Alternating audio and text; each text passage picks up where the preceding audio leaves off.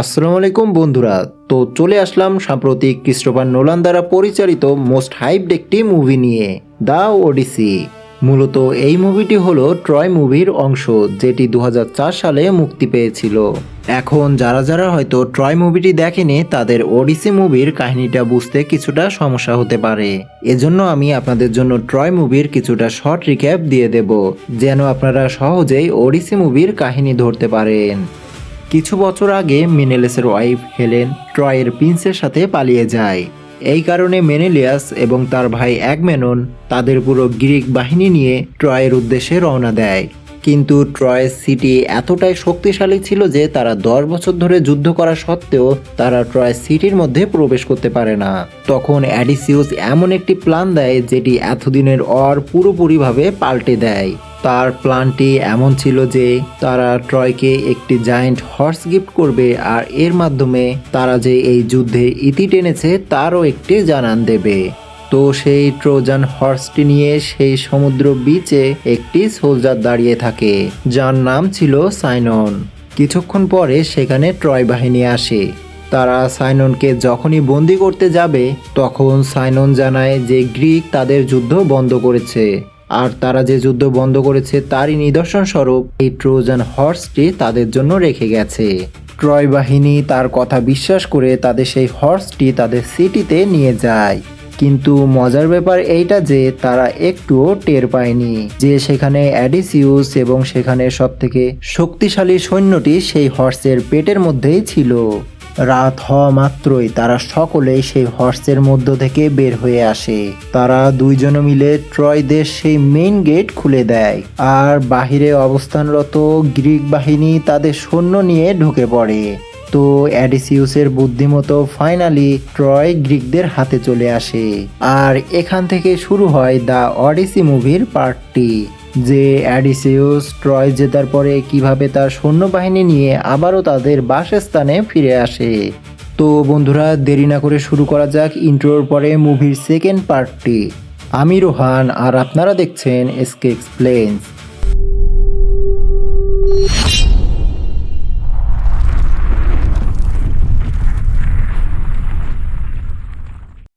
তো বন্ধুরা, যারা যারা এখনো পর্যন্ত আমার এই নতুন চ্যানেলটিকে সাবস্ক্রাইব করেননি তারা অবশ্যই সাবস্ক্রাইব করে পাশে থাকবেন।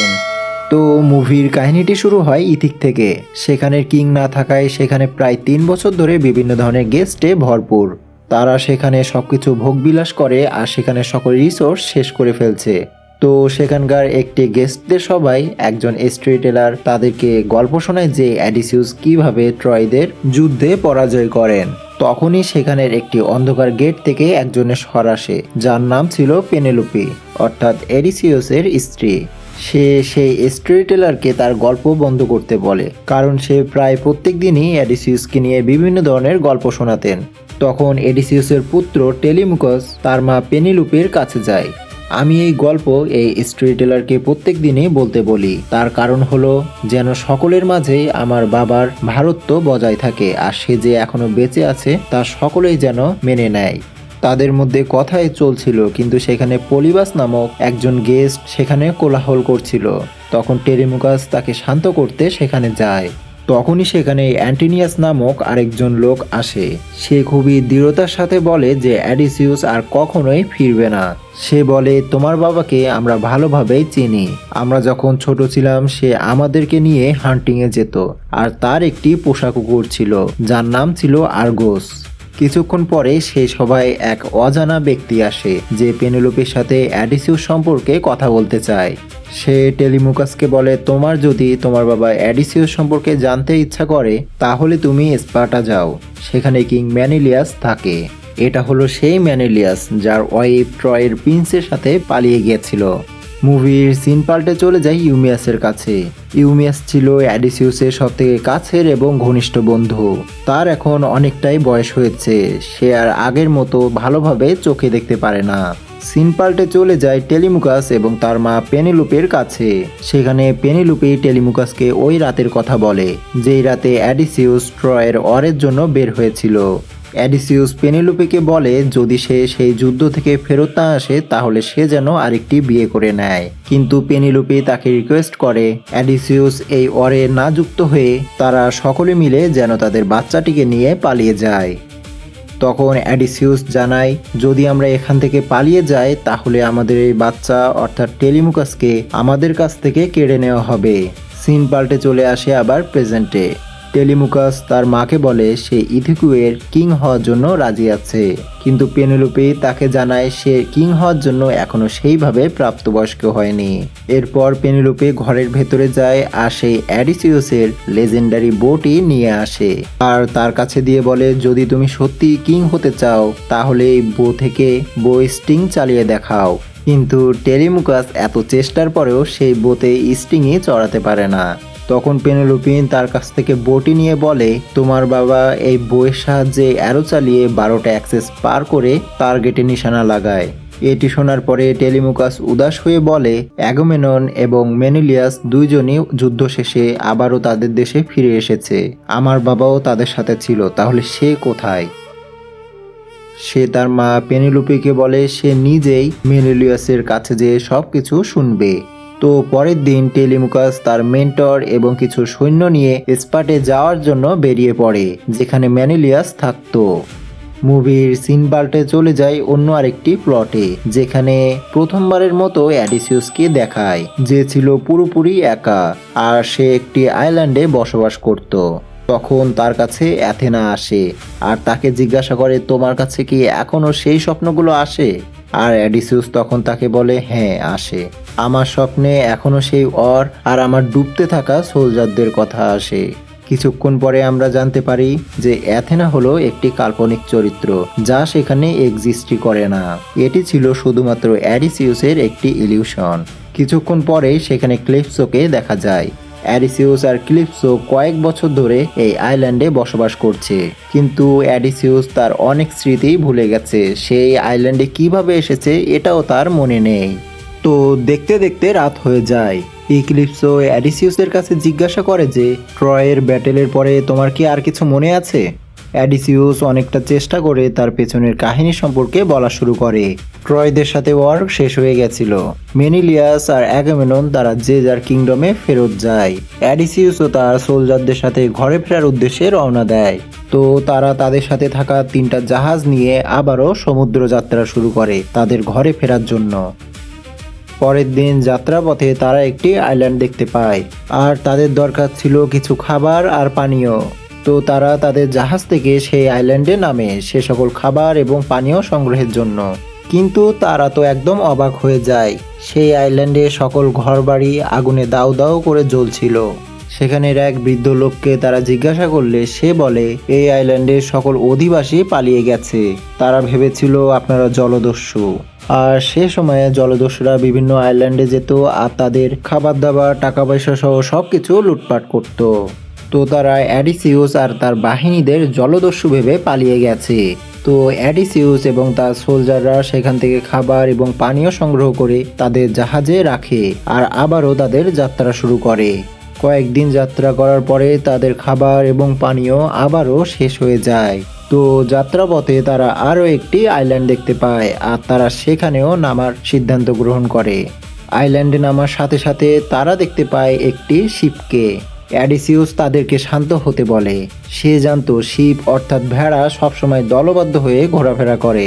তো সে তার সকল সোলজারদের নির্দেশ দেয় এই ভেড়ার পেছনে পেছনে ফলো করতে, যেন তারা পুরো ভেড়ার দলটিকেই পেয়ে যায়।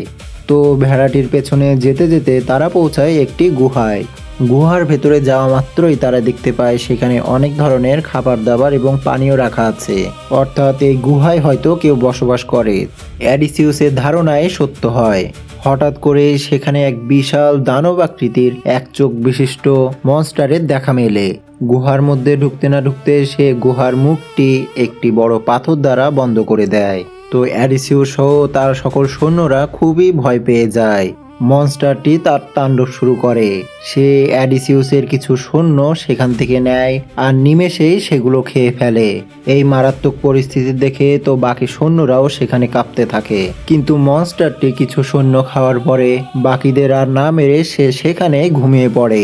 হয়তো মনস্টারটি বাকি সৈন্যদেরও খাবার হিসাবে মজুত করে রেখেছিল, এজন্য সে সকল সৈন্যদের একসাথে খেয়ে ফেলেনি। তো মনস্টারটি পরের দিন সকালে ঘুম থেকে জেগে ওঠে। সে গুহার মুখ খুলতে না খুলতেই কিছু সৈন্য সেই গুহার মুখ থেকে বের হয়ে যায়, আর তাদের মধ্যে অ্যাডিসিউসও ছিল।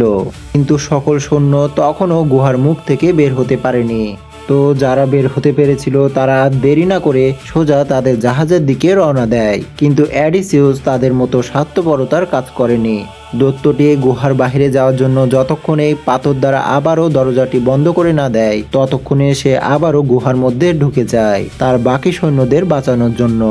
তো রাত হলে সেই মনস্টারটি আবারও সেখানে ফিরে আসে, আর সে আজকে রাতেও একইভাবে সেখান থেকে কয়েকজন সৈন্যকে খেয়ে ফেলে আর আবারও ঘুমিয়ে পড়ে। এবার অ্যাডিসিউসের প্ল্যানে মনস্টারটি যখন ঘুমিয়ে পড়েছিল, তখন সবাই মিলে তার সেই একটি চোখের উপর হামলা করে বসে আর সেটি ক্ষত করে দেয়। মনস্টারটি ব্যথায় তার চারিপাশে হাত পা ছুটছিল, আর তার গর্জনে পুরা গুহাটি যেন কেঁপে ওঠে। একসময় সে ক্লান্ত হয়ে আবারও ঘুমিয়ে পড়ে। পরের দিন সকালে ভোরের আলো ফুটতেই সে মনস্টারটি আবারও শিকারে বের হওয়ার জন্য তার গুহার মুখটি খোলে।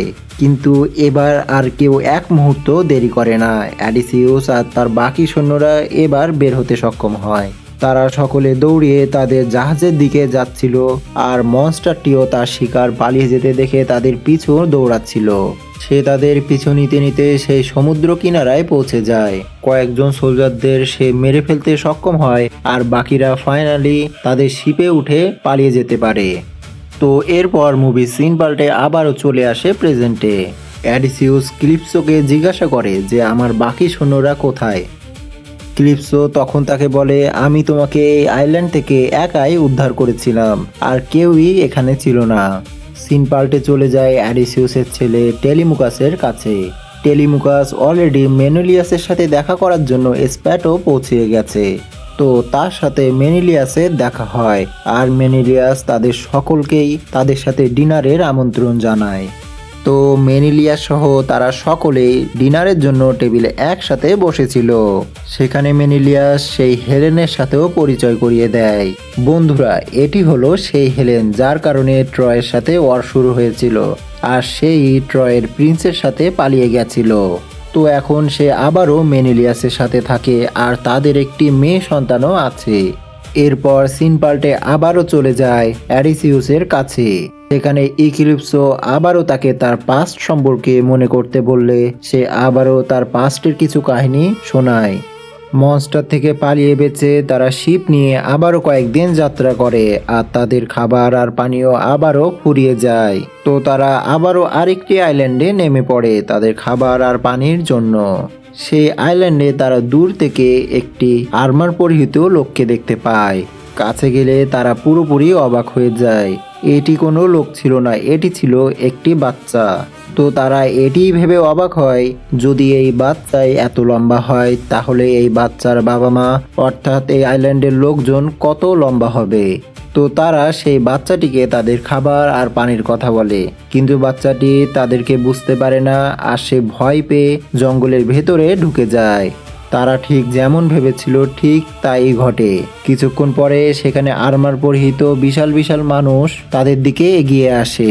সেই আইল্যান্ডবাসীরা ভেবেছিল অ্যাডিসিউস আর তার সৈন্যরা তাদেরকে হামলা করতে এসেছে, তাই তারা তাদের কোনো কথা না শুনেই সেই সৈন্যবাহিনীর উপর হামলা করা শুরু করে। অ্যাডিসিউস তখন চিৎকার করে সকলকে আবারও জাহাজে ফেরার নির্দেশ দেয়, আর সকলেই দৌড়িয়ে পালাতে থাকে। সেই আর্মার পরিহিত লোকরা অলরেডি তাদের বেশ কিছু সৈন্যদের মেরে ফেলে। অ্যাডিসিউসরা কোনো মতে তাদের যান নিয়ে একটি জাহাজ সহ পালিয়ে আসে, আর তাদের সেই বাকি দুইটি জাহাজ সেই অধিবাসীরা ধ্বংস করে দেয়। তো আবারও দিন যেতে থাকে, আর তাদের জাহাজের খাবার আবারও ফুরিয়ে যায়। আর বেঁচে থাকার জন্য খাবার আর পানীয় খুবই আবশ্যক একটি জিনিস। তো তারা তাদের লাইফের রিস্ক নিয়ে আবারও একটি আইল্যান্ডে পৌঁছায়। এবার সৈন্যরা তাদের মধ্যে থাকা ইউরিলেকাস নামক এক সাহসী সৈন্যের কথা মতো চলা শুরু করে। তারা কিছুক্ষণ অ্যাডিসিউসের কাছ থেকে বিরত থাকে, কারণ বারবার অ্যাডিসিউসের কারণেই তারা বিভিন্ন ধরনের বিপদে পড়ছে।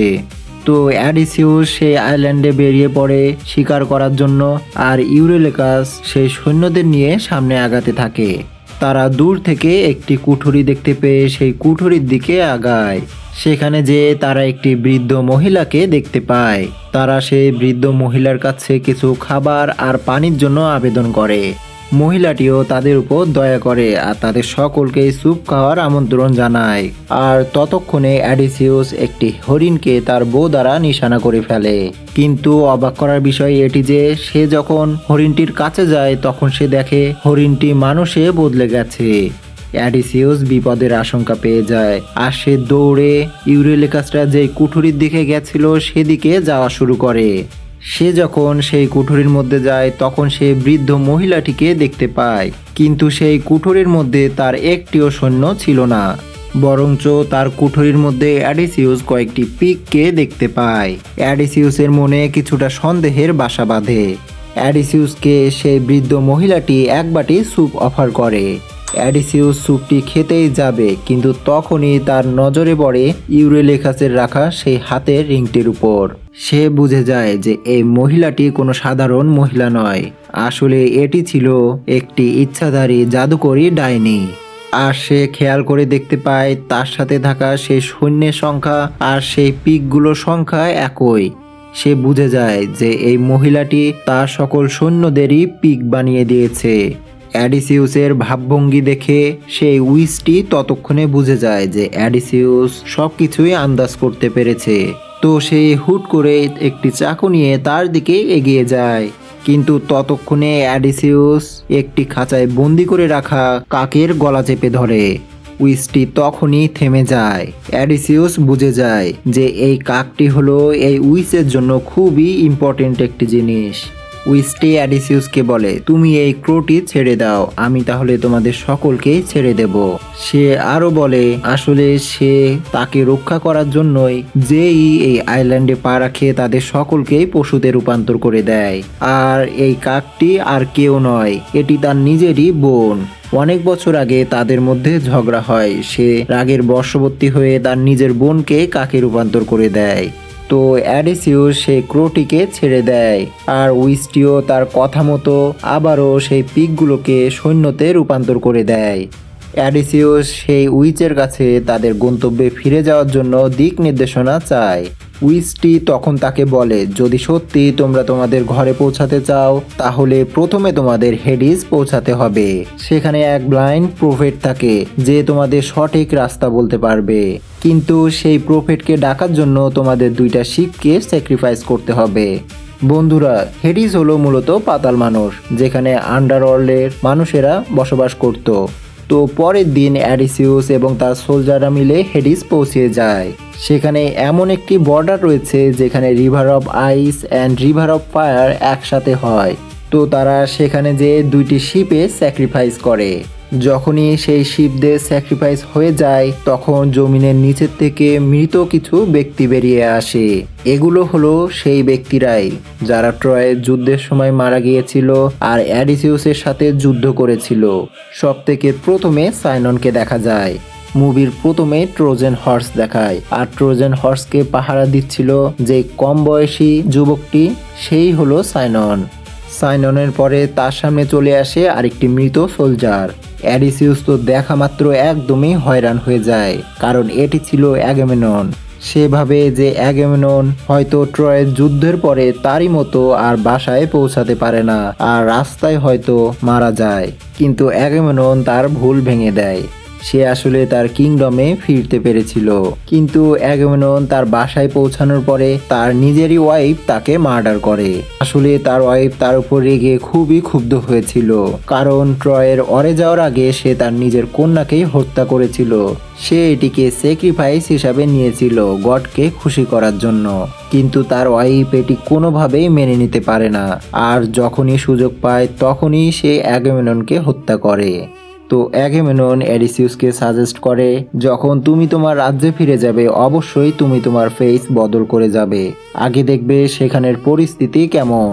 তো তখনই সেখানে সেই ব্লাইন্ড প্রফেট ট্রিসিয়াস উদয় হয়। সে বলে, তোমরা যদি তোমাদের রাজ্যে ফিরে যেতে চাও তাহলে প্রথমে তোমাদের একটি সাইরেন পার করতে হবে, কিন্তু সাইরেন পার করার সময় তোমরা সকলেই তোমাদের কানের মধ্যে ওয়্যাক্স দিয়ে রাখবে, না হলে তোমরা তোমাদের নিজেদেরকে কন্ট্রোল করতে পারবে না। আর সাইরেন পার করার পরে পড়বে ওয়ালপুল, কিন্তু সেই রাস্তা দিয়ে না যেয়ে সেখানের পাশে মাউন্টেনের রাস্তা দিয়ে যাবে। ওয়ালপুলের রাস্তা দিয়ে গেলে তোমরা সকলেই মারা পড়বে, আর মাউন্টেনের রাস্তা দিয়ে গেলে তোমাদের সাথে থাকা কিছু সৈনিক মারা পড়বে। আর ট্রিসিয়াস এই কথাগুলো শুধুমাত্র অ্যাডিসিউসের কাছেই বলে, তখন বাকি সৈন্যরা তাদের থেকে দূরে ছিল। তো ট্রিসিয়াসের কথা মতো তারা আবারও তাদের যাত্রা শুরু করে। যেতে যেতে তাদের রাস্তায় সাইরেন্স পড়ে। অ্যাডিসিউস সাইরেনের সাউন্ড শুনতে চেয়েছিল, এজন্য সে তার নিজেকে সেই জাহাজের এক খুঁটির সাথে বেঁধে নেয়, যেন সাইরেনের আওয়াজ শুনে সে তার নিজের কন্ট্রোল হারিয়ে না ফেলে।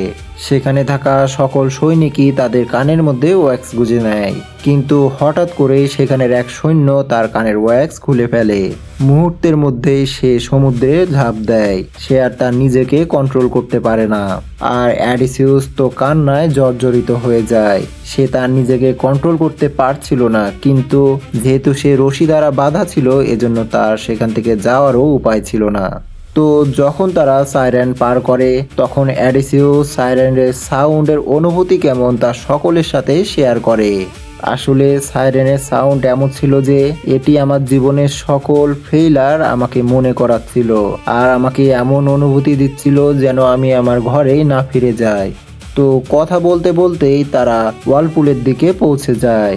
আর অ্যাডিসিউসের নির্দেশ মতে তারা ওয়ালপুল দিয়ে না যেয়ে মাউন্টেনের মধ্যে দিয়ে যায়। সেখানে হঠাৎ এক বিশাল আকৃতির স্টোন মনস্টার তাদের উপর হামলা করে বসে, আর তাদের থেকে 6 সৈনিককে সে জীবন্ত অবস্থায় নিমেষেই খেয়ে ফেলে। তো তারা সেই মাউন্টেনের রাস্তাও পার করে ফেলে। আর ঠিক যেমন কথা ছিল তেমনই ট্রিসিয়াস বলেছিল এই রাস্তা দিয়ে গেলে তাদের মধ্য থেকে কিছু সৈনিকের স্যাক্রিফাইস হবে, আর ঠিক তাই হয়েছে। তো কিছুদিন ধরে তারা আবারও যাত্রা করে, আর যাত্রার সাথে সাথে তাদের খাবার আর পানি আবারও শেষ হয়ে যায়। তারা সামনে একটি আইল্যান্ড দেখতে পায়, আর এই আইল্যান্ডটি হলো সানগার্ডের আইল্যান্ড, যেটা ট্রিসিয়াস অ্যাডিসিউসকে বলেছিল। অ্যাডিসিউস সকলের উদ্দেশ্যে বলে, এই আইল্যান্ড থেকে কোনো প্রকার জীবজন্তু মেরে খাওয়া যাবে না, এর ফলে সানগার্ড আমাদের উপর নারাজ হতে পারে। তো আমরা এখান থেকে শুধুমাত্র পানীয় এবং বিভিন্ন ধরনের ফল ফলাদি খেয়েই আমাদের আহার যোগাবো। আইল্যান্ডটিতে তারা বেশ কয়েকদিনের জন্যই থাকা শুরু করে। তো এক রাতে অ্যাডিসিউসের ঘুম ভেঙে যায়। সে তার তাঁবু থেকে বের হয়ে দেখে আশপাশে তার কোনো প্রকার সৈন্য সামন্ত নেই। সে আইল্যান্ডটির আরেকটু ভিতরে যেতেই দেখে ইউরেলিকা সহ বাকি সোলজাররা মিলে একটি গরুকে মেরেছে, আর তারা সকলে মিলে এটির মাংস উপভোগ করছিল। অ্যাডিসিউস তাদের অবস্থা দেখে সে নিজের উপর বিলাপ করে বলে, তোমরা আমার কাছে ওয়াদা করেছিলে, এখন এই ওয়াদা রাখতে পারলে না। এখন সানগড যে আমাদের কি করবে তা জানা নেই। তো বেশ কিছু সময় পরেই সেই আইল্যান্ডে যে ঝড় হচ্ছিল সেই ঝড় কমে গেছিল। অ্যাডিসিউস সহ তারা সকলেই ভাবে এটি হলো মোক্ষম সময়, আর তারা সকলে মিলে তাদের জাহাজে করে আবারও বের হয়ে পড়ে। কিন্তু বেশ কিছু সময় যাত্রার পরে সেখানে বিরাট আকারে তুফানের সৃষ্টি হয়। এই তুফানটির তীব্রতা এতই বেশি ছিল যে তাদের সাথে থাকা সেই জাহাজটিও পুরোপুরিভাবে ধ্বংস হয়ে গেছিল।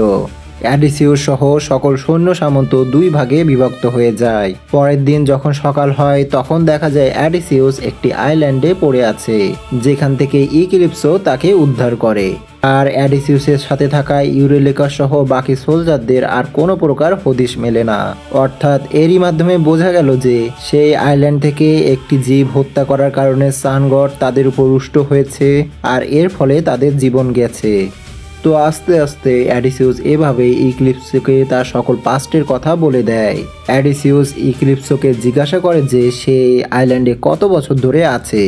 ইক্লিপসও তখন তাকে বলে সে আইল্যান্ডে প্রায় 7 বছর ধরে আছে, আর এই 7 বছর ধরে তাকে শুধুমাত্র লোটাস ফ্লাওয়ার খাওয়াতো, যেন সে তার পূর্বের সকল স্মৃতি ভুলে যায় আর ইক্লিপসোর সাথে থাকা শুরু করে, কারণ ইক্লিপসও তাকে ধীরে ধীরে ভালোবেসে ফেলেছিল। অ্যাডিসিউস তখন বলে এটি কোনোভাবেই সম্ভব নয়, আমার নিজের ওয়াইফ আছে এবং আমার একটি ছোট বাচ্চাও ছিল যে এখন অনেক বড় হয়ে গেছে, তারা দুইজনই আমার জন্য অপেক্ষা করছে। এবার অ্যাডিসিউস তার বাড়ি ফেরার জন্য নিজে থেকেই একটি নকশা বানায় আর আবারও শুরু করে সমুদ্রপথে তার সেই বাড়ি ফেরার যাত্রা। সে প্রায় কয়েকদিন ধরে তুফানের সাথে লড়তে থাকে। এরপরে একদিন সকালে অ্যাডিসিউসের যখন জ্ঞান ফেরে সে তাকে নতুন আরেকটি আইল্যান্ডে আবিষ্কার করে।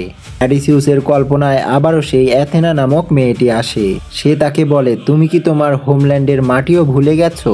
তো এরই মাধ্যমে বোঝা যায় যে অ্যাডিসিউস ফাইনালি প্রায় 20 বছর পরে তার মাতৃভূমিতে ফিরে এসেছে। প্রথমত অ্যাডিসিউস একটি ভিখারির বেশ ধরে, কারণ তার মনে পড়ে যায় অ্যাগামেমননের কথা যে রাজ্যের কি অবস্থা তা আগে পরিদর্শন করতে হবে।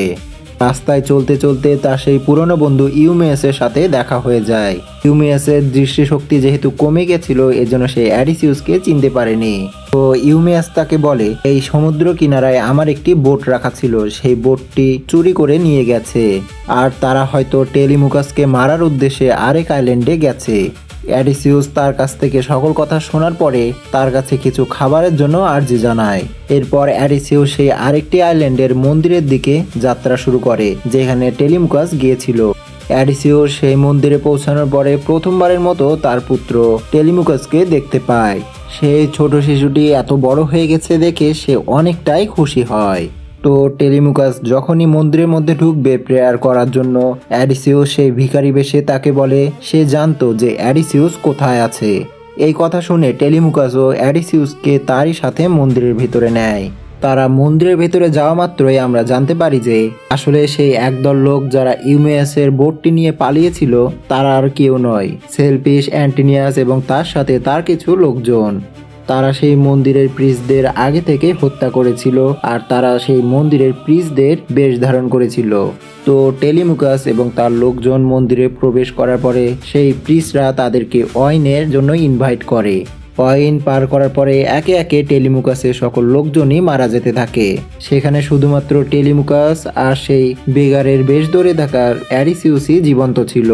প্রিস্টরা যখন টেলিমুকাসের উপর হামলা করতে যাবে অ্যাডিসিউস তখন বীরত্বের সাথে সকল প্রিস্টদেরই সেখানে হত্যা করে, কারণ যুদ্ধের বিষয়ে অ্যাডিসিউস তো ছিল মাহির। টেলিমুকাস পুরোপুরিভাবে অবাক হয়ে যায়, একজন ভিক্ষুক কিভাবে এত সুন্দরভাবে যুদ্ধ করতে পারে। তো অবশেষে তারা দুইজন এবার ইথিকায় পৌঁছে যায়। সেদিন রাতে আবারও তাদের ক্যাসেলে গেস্টদের পার্টি চলতে থাকে। সেই পার্টিতে ইউমিয়াস এবং ভিক্ষুক বেশে থাকা অ্যাডিসিউসও যায়। ক্যাসেলের বাহিরে যেহেতু সেই অ্যাডিসিউসের পোষা কুকুর আর্গোসও পড়েছিল, আর্গোস তাকে দেখেই চিনতে পারে আর অ্যাডিসিউসও দেখে তার সেই পোষা কুকুরটি এখন পুরোপুরি বৃদ্ধ হয়ে গেছে। সে আর্গোসের মাথায় হাত বুলায় আর আর্গোসও তার শেষ নিঃশ্বাস নেয়। টেলিমুকাস দূর থেকে তাদের মধ্যকার সম্পর্ক দেখছিল। সে বুঝতে পারে এই বৃদ্ধ ভিক্ষুক আর কেউ নয়, সে হলো তার বাবা অ্যাডিসিউস। কিন্তু তৎক্ষণাৎ অ্যাডিসিউস তাকে নিষেধ করে যেন এই কথা আর কেউই না জানতে পারে। তো তারা সকলে মিলে এবার পার্টিতে জয়েন করে।